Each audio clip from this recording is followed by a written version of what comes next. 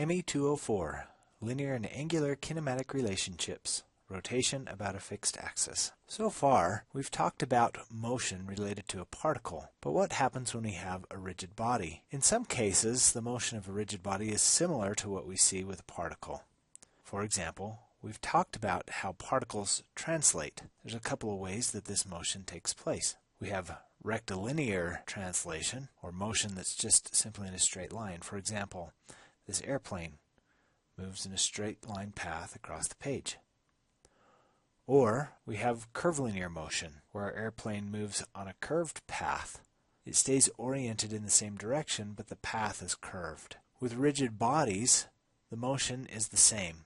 We're concerned about what happens with the center of gravity or the center of mass of our object, and so for rectilinear motion, we simply have a straight line motion or a path that our rigid body moves on. And for curvilinear translation, the same principle applies. We have a rigid body that travels on a curved path that stays oriented in the same direction.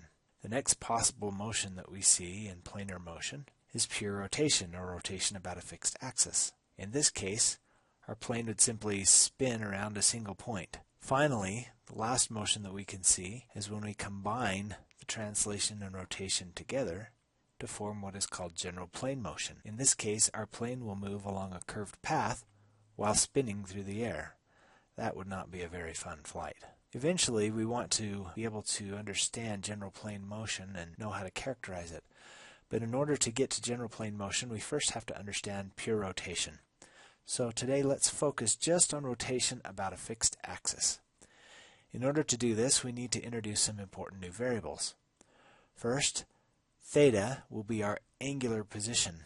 Omega is our angular velocity.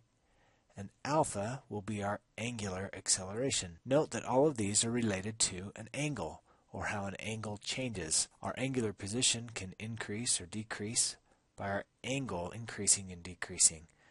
Our angular velocity is the rate at which that angle changes, and our angular acceleration is the rate at which our angular velocity changes. Let's look at how these compare to our linear relationships that we have.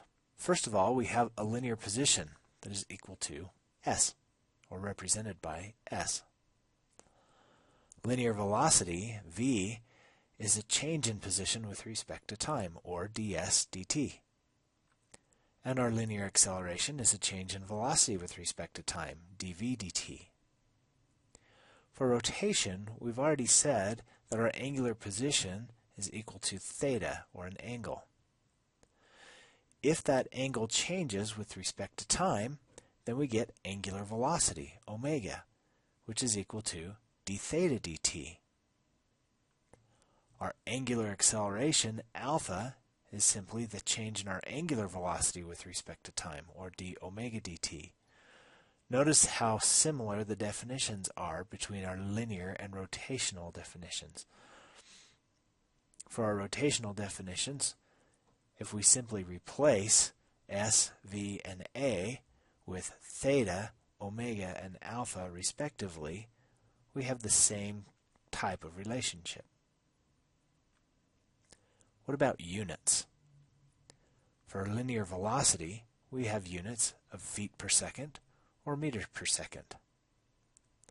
For angular velocity, we measure it in radians per second. What's another set of commonly used units for angular velocity? What about RPMs, or revolutions per minute?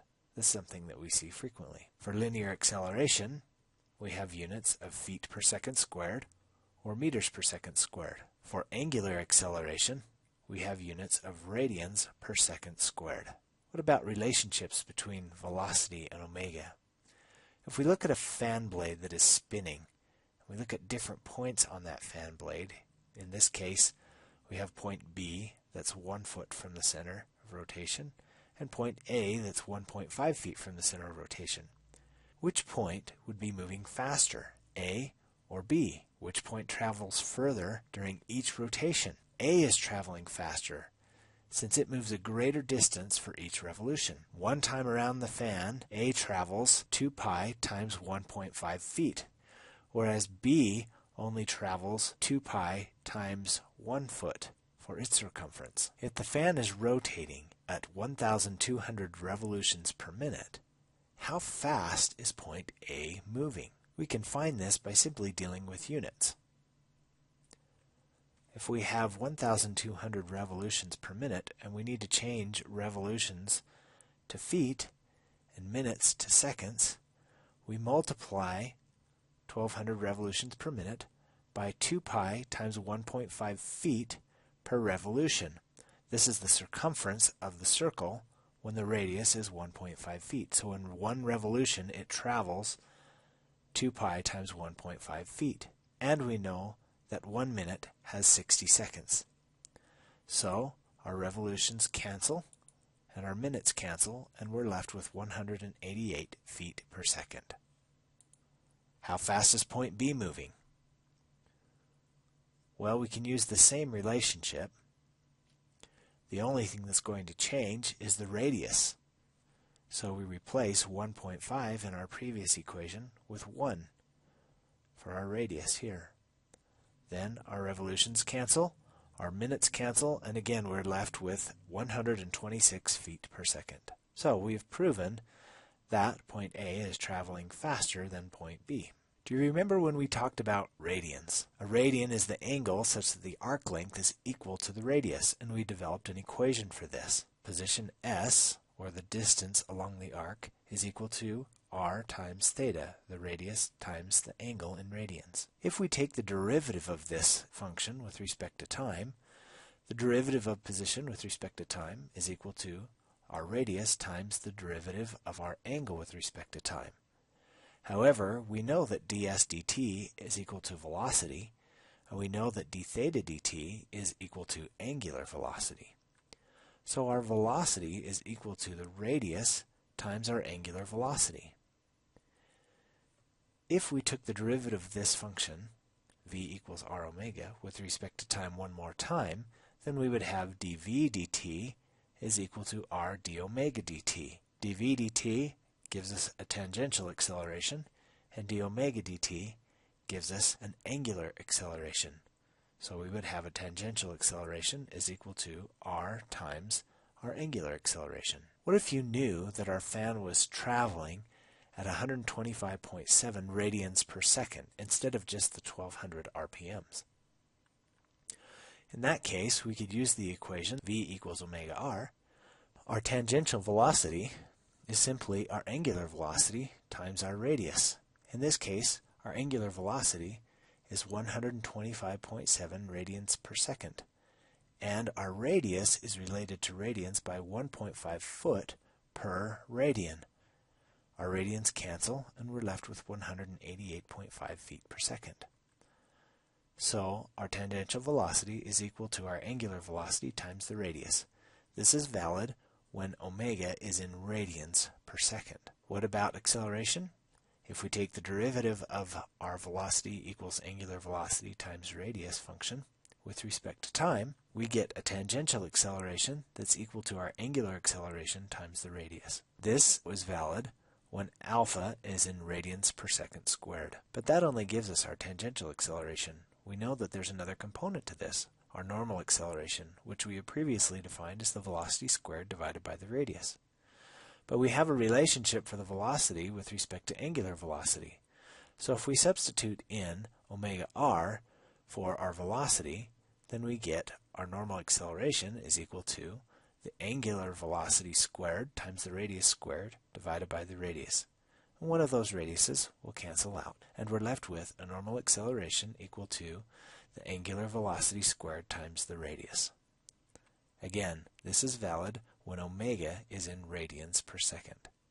That gives us our normal acceleration, and then the square root of the sum of the squares will give us the magnitude of our acceleration, as we have done previously. Let's compare what happens when we have constant linear acceleration with constant angular acceleration.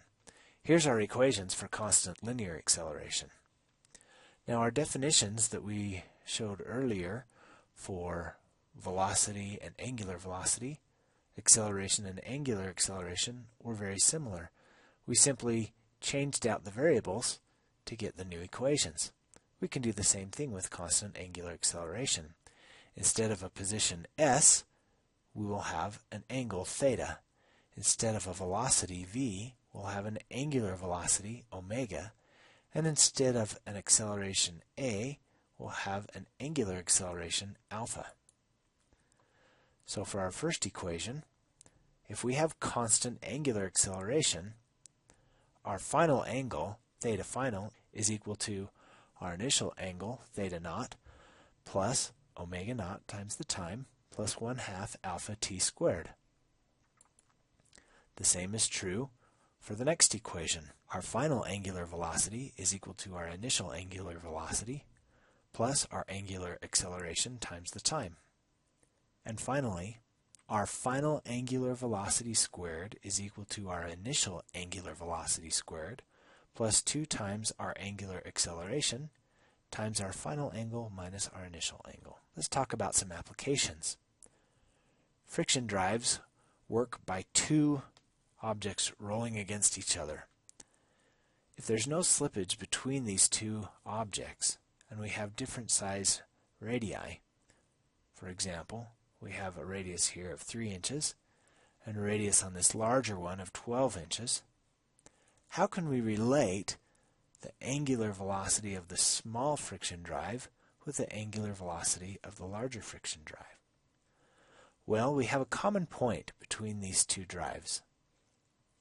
This point here has the same tangential velocity on both drives as long as there is no slipping. So the velocity of the small drive is equal to the velocity of the large drive. We know a relationship between velocity and angular velocity, and so if we substitute that relationship into our equation, we get that our angular velocity for the smaller drive times the radius of the smaller drive is equal to the angular velocity of the large drive times the radius of the large drive.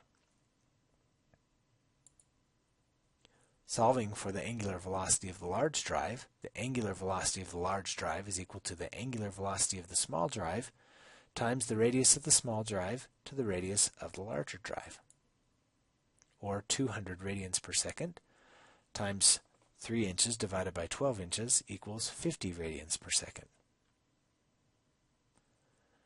Notice that the speed reduction is caused by the ratio of the radii. In this case, 3-inch radius to 12-inch radius. Could we also take a ratio of the diameters and make this work in the same way? Yes.